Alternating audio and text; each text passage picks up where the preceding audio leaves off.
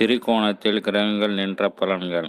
1, 5, 9 இடங்களில் சூரியன் நின்றிருந்தால் அரசு பணி, அரசு உயர் பதவி, அரசு சார்ந்த பணி, பூர்வீக சொத்து, பணம், தந்தையால் ஆதாயம், அரசியல் உயர் பொறுப்பு, பொது காரியங்கள் செய்தல், விசுவாசமான நபர்கள் மூலம் ஆதாய உயர்வு கிடைக்கும். 1, 5, 9 இடங்களில் சந்திரன் நின்றிருந்தால் தாய் வழி சொத்துக்கள் கிடைக்கும். பெண்கள் வழியில் வருமானம் கிடைக்கும்.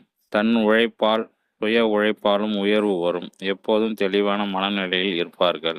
1, 5, 9 இடங்களில் செவ்வாய் இருந்தால் அரசு வகையில் ஆதாயம், காவல்துறையில் இருப்பது, இரும்பு சம்பந்தமான வழியில் லாபம், மண் சம்பந்தமான தொழில் அல்லது பணியில் இருப்பது, பூமி யோகம், முயற்சிக்கு தகுந்த பலன்கள் கிடைக்கும். அதிக கோபம், பொறுமை இழப்பது, அதனால் பொருட்களை இழப்பது, வாழ்க்கையில் பல துன்பத்தையும் அனுபவித்தே நடக்கும்.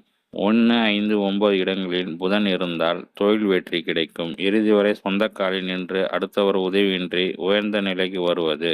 கணக்கு, எழுத்து, ஆசிரியர் மற்றும் ஜோதிடர், நிதித்துறை அல்லது நிதித்துறையில் வேலைகள் மூலம் ஆதாயம் வரும்.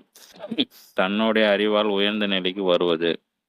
1, 5, 9 இடங்களில் குரு இருந்தால் கோயில் பணிகள், கோவில் தொண்டு செய்வது, கோயில் அருகில் தொழில் செய்வது, பொது சேவை, வங்கி மூலம் ஆதாயம், பைனான்ஸ் மூலமாக பணம் ஈட்டுவது, கற்றுக் கொடுக்கும் பணி, முன்னோர்கள் சொத்து மூலம் சுகமான வாழ்க்கை அமையும். பொதுவாக இரக்க குணம் அதிகமாக இருக்கும். அதனால் அதிகமாக ஏமாறும் நிலை ஏற்படும். இந்த காலகட்டத்தில் பிழைக்க தெரியாதவர்கள் என்று கூறலாம். 1, 5, 9 இடங்களில் சுக்கிரன் இருந்தால் கலைகளில் வருமானம், சினிமா துறையில் புகழ், பெண்கள் மூலம் ஆதாயம், திடீர் லாட்டரி யோகம், எதிர்பாராத அதிர்ஷ்டம், பிறரது பணம் வந்து உயர்வு தரும், வண்டி வாகனங்கள் இதன் மூலமாக வருமானம் சகலமும் பெற்று மகிழ்ச்சியாக இருப்பார்கள்.